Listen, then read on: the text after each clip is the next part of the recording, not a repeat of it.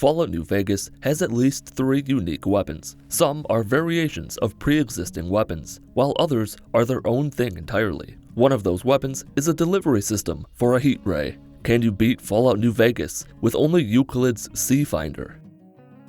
I started things off by naming myself Karen, because I said that I would in the sometimes officially Christian Reddit 2 fan club Discord server, made myself look like a Karen, and started assigning special points. The C-Finder is unique. It is an energy weapon, but the damage it causes is not affected by any skills. I'll explain more about that later. But because of how the C-Finder works, and my unwillingness to rely on speech, I evenly spread out my remaining points, picked Barter, Medicine, and Lockpick as my skills, and Claustrophobia and Skilled as my traits.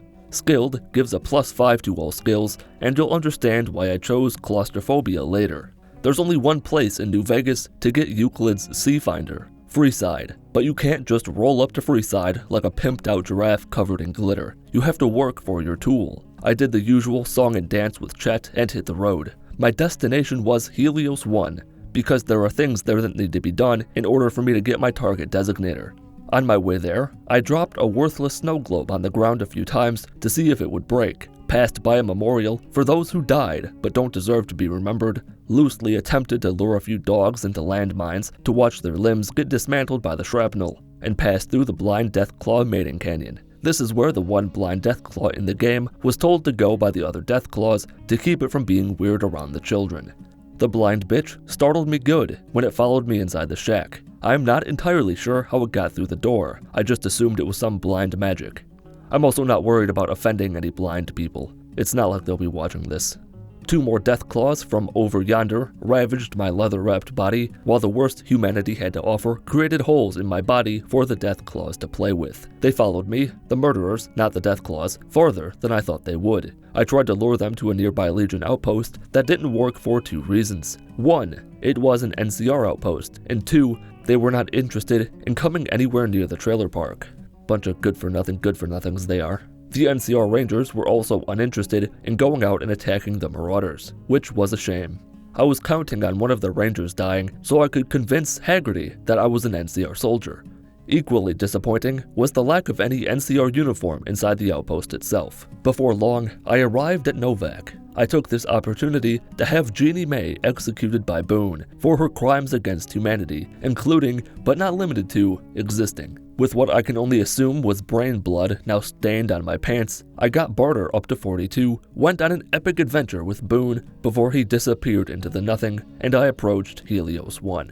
My speech skill was about halfway too low to let me convince her that I was there to help. Momentarily stumped, I did what anyone in my position would do, and resorted to committing crimes. Specifically, breaking, entering, and possible theft. I say possible because I looked through every hotel room in Novak in search of something that would give my hand the edge it needed to remove Haggerty's body from her head with one swift karate chop, but found nothing. So I just picked the lock on the side of the door and nobody gave a shit. Inside, because I infrequently visit this building, I spent a while looking for where to go. I did manage to find 2 reflector-controlled terminal passwords in my ransacking and monolithing. That's not a word. After speaking to Fantastic, I got the lucky old son quest, ignored other lab coat guy, and went outside to create a GUI interface using Visual Basic to see if I could track an IP address and remotely start the terminals. With both terminals successfully hackified, I entered the Solar Collection Tower, where the real fun could begin. This building is guarded by a bunch of turrets, at least half a dozen Protectrons, and more than 0 Mr. Gutsies, none of which I can do anything about. After getting blasted by so many lasers that my ass was well done, I found the not locked door that let me get into the observation level of Helios One. Here, I lack the mental capacity to restart a generator. I probably could have figured it out, but my dad would have given me shit for it because of course I was doing it wrong. If it's not done his way, it's done the wrong way. Fucking jackass. A Poseidon Energy ID card is back inside the collection tower next to a guy who's just taking a nap. He'll wake up soon.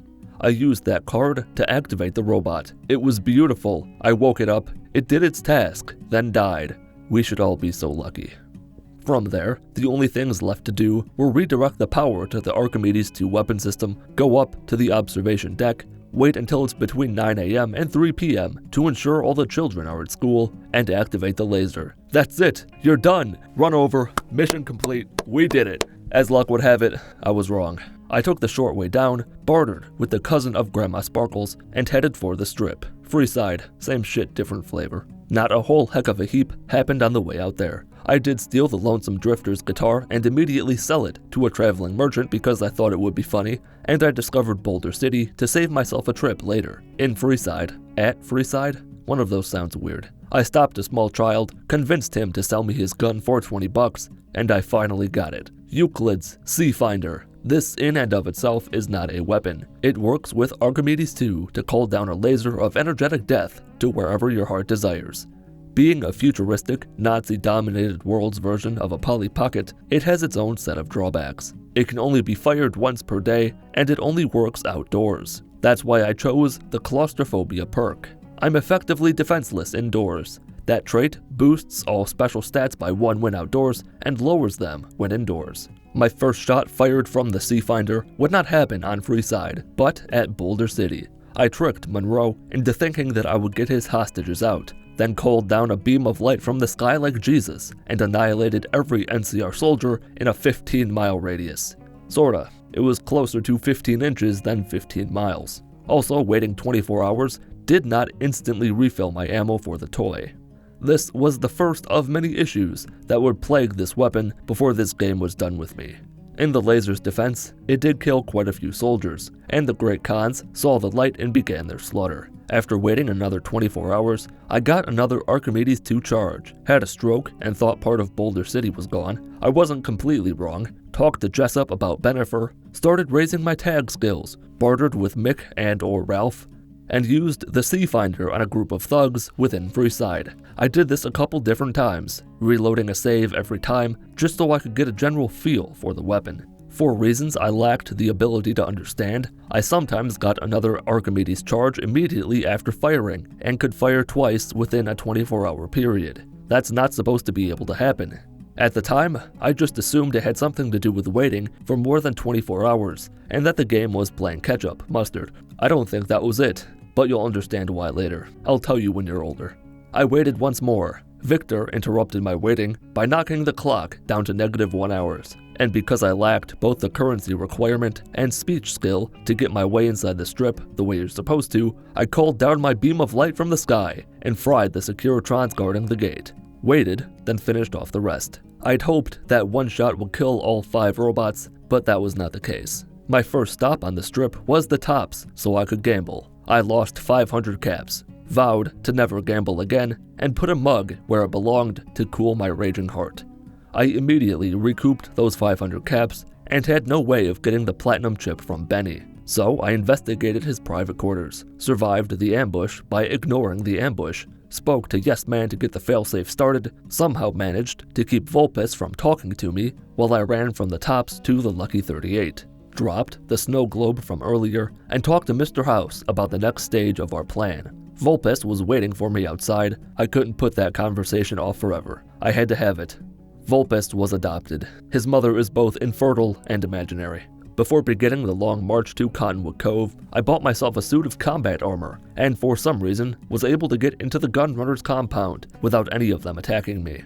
I tested God's might with my light gun and proved how horrendously ineffective it was against heavily armored targets unless you're hitting them directly. I reloaded a save to get my ammo back, snooped around inside the building, returned to those dogs from earlier and fried them all, waited, took a shot at killing Snuffles, it didn't work, and stopped at Hidden Bunker because one of my quests called for having my rangefinder examined by them. I was stripped naked, fitted with an explosive collar, and sent to do their dirty work. I had a plan though. They can't hate me if they don't even understand what I can. Can what? What the fuck am I saying here?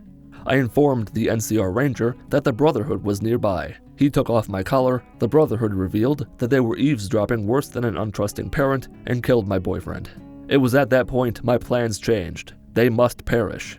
I wanted to bait them into coming outside so I could weld their skin to the inside of their metal armor, but they weren't interested. I'd gotten a key off one of the paladins Dobson killed, so I made sure the Brotherhood 100% hated me. Then I left to head towards 188 Trading Post. There I found Veronica and recruited her to my cause of wiping out everyone she's ever loved. With Veronica hypnotized by my swag, I got inside Hidden Bunker without anyone attacking me. But I also couldn't progress their quest line any further, and the rangefinder objective was completed without it going anywhere. The quest was seemingly finished, yet was still active. That was irrelevant. I had bigger fish to catch. I required 3 keycards, all of which I got relatively easily. First, Elder McNamara, then Head Scribe Taggart, and lastly, Head Paladin Edgar Harden. I guess that explains why he's in a hole. I then blew up the bunker. Unfortunately, Veronica began booping her constituents to death, which gave me experience and is also not a skylight. I sent her back to the Lucky 38, went on with the destruction, escaped the bunker, and the Brotherhood were no more. With that done, I exited the game to consume food. Back in the game, I was ready to head to Red Rock Canyon. The closest location was that ranger station from earlier. Once I got there, a ranger hit squad let me know that I was on their shit list. 4 rangers all next to each other? It's like they were asking to die. I fired and the laser didn't work. It did the spiral thing, beep beep in place, but it never fired the shot. At first, I thought it was some weird glitch that could be fixed by fast traveling or unequipping and re-equipping the weapon. Neither of those things did squat. Exiting the game and relaunching it again did not fix it. Then I thought it might be because the NCR hated me. They control Helios One, so maybe I can't use that gun with them hating me. So I reloaded an earlier save when they didn't hate me. No dice. By that point, I was also out of ammo. So rather than sleep, and because I was already neck deep in shit, I played with the console commands to speed up the game. It got pretty fast, up to 250 times speed for a bit. 1 real minute is 20 in-game minutes. So at 250 times speed, like 5 billion years are passing every real second. Not only would my weapon, that's supposed to recharge its ammo every day, not recharge ammo, even if it did, the weapon wouldn't work properly. This was a real kick in the dick. I'd read in forums and stuff that the C-Finder is notoriously buggy, which was unfortunate. I was enjoying this playthrough so far, but it became quite clear that I had no options to proceed. So I restarted the game. I went back to Doc Mitchell's house, gave myself a more fitting name, and was in no mood for bullshit. I'd still get Euclid's C-Finder and use it as my only weapon, but I was also playing it as safe as possible by using barter as my crutch skill if the gun broke again. After leaving Doc's house, I shot bottles with Sonny, talked to Ringo about the powder Gengars, got Sonny, Trudy, and Chet to chip in, and waited inside the gas station, hoping that they'd all be dead by the time I went outside. They weren't, but died quickly enough without me intervening. I can't really show it because OBS sometimes does this thing, where it only captures a few frames. Just fucking why? Where it only captures a few frames over the course of a couple minutes. Outside of Goodsprings, I decided it was time for a sex change and became a woman. I passed under Prim and took a path through the mountains to get to the other side of the mountains. Some jokesters with weapons tried to stop me from getting to Novak. I contemplated doing Boone's quest again, but decided after about 11 seconds that I just didn't give enough of a shit about this game to do it again. With speech above 35, I convinced Haggerty that I was with the NCR to get inside Helios One, and did almost everything like I did last time. The only differences were that I knew where I was going, and I spoke to the other Labco guy. I also save-scummed my way off the tower. My next stop was Boulder City where, after talking to Jessup, I got barter up to 100 and was off to the Strip. Barter was at about 50 by the time I left Doc Mitchell's house, thanks to charisma, intelligence, and luck being at 10, as well as the skilled and good-natured traits, which provide another 15-point boost to barter right off the bat. Inside Freeside, I again convinced the kid to give me his gun, tested it to make sure it worked, and again immediately got a second shot for some ungodly reason. I was a few hundred caps short of passing the credit check, prompting me to visit the Atomic Jeep Wrangler to sell a few things I didn't need. I then did things a bit differently. Because luck was at 10, I decided to get kicked out of a casino. I played the slots at first and won 2,000 caps on like my third pull, but it just took too long. Blackjack with luck at 10 is absurdly broken. It would be more of a challenge to try to lose than win. With 11,000 caps to my name, I used the Black Widow perk to convince Benny to fuck me. We did the thing.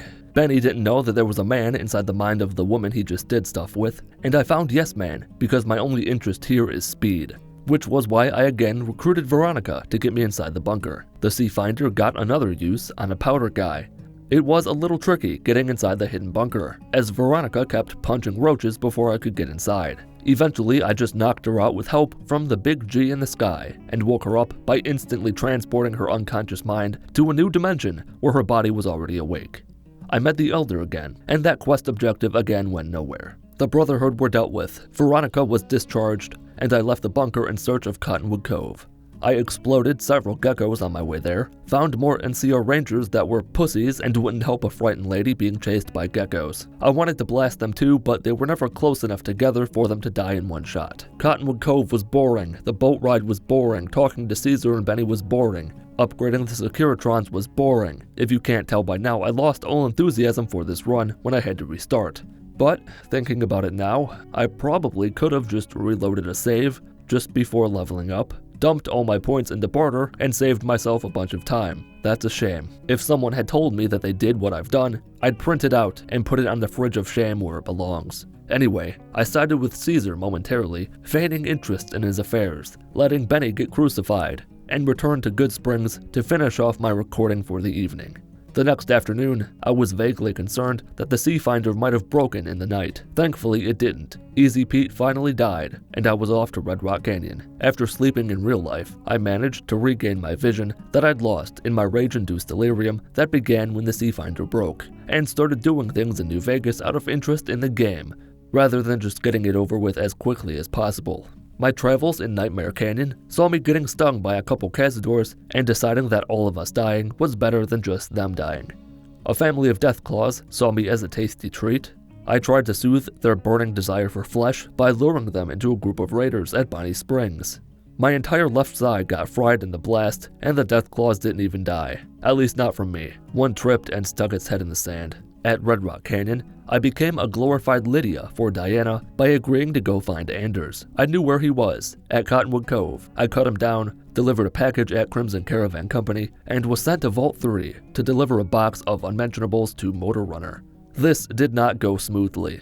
I chose to not attack the fiends outside the vault until I got them all in a group, and could wipe out most of them and blind the rest with my lightning. I got like 4 of them, less than half overall if you look at it scientifically. Then I realized that I hadn't put enough points into speech to get inside the vault without being emotionally assaulted with their physical weaponry. Just like whenever the hell this happened last time, I got a few of the fiends to follow me to where someone had set up a few traps. The idea being that I embrace the pain and let my shins fill with shrapnel while the fiends die from the explosions, dropping a key to the door that I can't open because my lockpick skill isn't high enough. Well, that didn't happen. I found an NCR Ranger hiding out with a broken leg just past the traps. I used my knowledge of band-aids to tell him that his leg no look good. He need go doctor, get fix. In exchange for my help, he gave me a key, which I used to get inside the maintenance area and deliver the goods to Motor Runner. Anders went to the big band-aid in the sky once I got outside the vault. I was done with the great cons, since I couldn't teach Jack about drugs, and I was off to Nellis. I don't know what happened to George. I spammed my way through dialogue and then he exploded. I've probably tried this before, jumping on a rock over the fence to get into the airbase. Didn't work this time. I spoke to Pearl and talked to Jack about some red bitch in Crimson Caravan. This quest would be a nightmare without fast travel. That's what most of it is, going back and forth along with a few speech checks. My repair skill was predictably 1 point short of being able to repair the solar array, because of course it is. So I put that quest on hold, reported back to Mr. House, leveled up, was able to fix the solar arrays, and began working with the NCR, only because I needed to convince the boomers to help me in the coming battle. Couldn't do that yet. Pearl is still Pearl, and Pearl is an asshole. This little boomer rambled on about who knows what. He isn't a boomer, so I can't take him seriously. Loyal told me about a water bird. My vast intellect let me tell Jack that he could superglue a bunch of macaroni together to make a snorkel. I found this shopping cart all alone in the water and thought it would be very cash money to see it get launched into the sky by placing it atop the plane and activating the ballasts underwater. It could not have gone worse than it did. Not only was the shopping cart not soaring through the clouds like I dreamed it would, the fucking C-Finder broke again. Even though I expected it, it really annoyed me. Once Loyal was informed that his bird was now floating, Pearl agreed to help me. I told Crocker what he thought he wanted to hear, and was sent to calm down the Kings, but that would have required effort, so I gave up. And because Freaky McWideface made me uncomfortable. I confirmed what I already knew to be true by waiting in place for several days and not getting any more ammo. I'll spoil the surprise and tell you that the gun never worked again. From here on out, this is a without attacking anything run, which is why I'm gonna breeze through it. Barter can be an acceptable alternative to speech, which has long since been at 100. I wandered around Gamora looking for Kachino, Big Sal, or any other named NPC who could get a questline started. When that didn't work, I started looking for Heck Gunderson's son inside the Ultra Lux. I ran into a blockage that required getting a white glove to sponsor me. Optionally, I could have used the gun Heck gave me to go in guns blazing. Obviously, I couldn't do that, so I left. Mr. House had to be out of the picture. But I didn't kill him. I just disabled his Game Shark to ensure he couldn't cheat at Pokemon anymore. I got some free experience by talking to Caesar a few more times. Yes Man took his place inside the Lucky 38. I ignored President Kimball, installed the thing at the place, and was ready for the second battle of Hoover Dam. With no means of attacking, I ignored all the enemies in my way and took more damage than I would have thought, despite the combat armor I had. Got instructions from Yes Man, flipped the switch, and arrived at the Legate's camp. Barter of 100 can be used to avoid fighting the Legate, which makes this run really depressing. I would have liked to see how difficult it would have been to take down the Legate with only Euclid C-Finder. I didn't catch this until I was editing the video, but the Legate called me the Man of the West, despite me being a woman. General Oliver was removed from this world by the robots, and I sorta beat New Vegas with only Euclid C-Finder. This wasn't the way I wanted it to go, but I think the thing is largely broken, and attempting to use it as your only method of attack will just make it fall apart. And that's gonna do it for this video. Phone, you wanna say anything? No? You sure? About this video, what? Fuck it, Fallout New Vegas, who gives a shit? If you enjoyed the video or learned anything, leave a like, leave a dislike if you didn't like it. Thanks to the Champion tier supporters, as well as other channel members for making videos like this one possible. There's a Mitten Squad Discord, join it if you want, there's a link somewhere. Follow me on Twitter, I have Twitter, I Twitter. My name is Paul of Mitten Squad, have a wonderful day.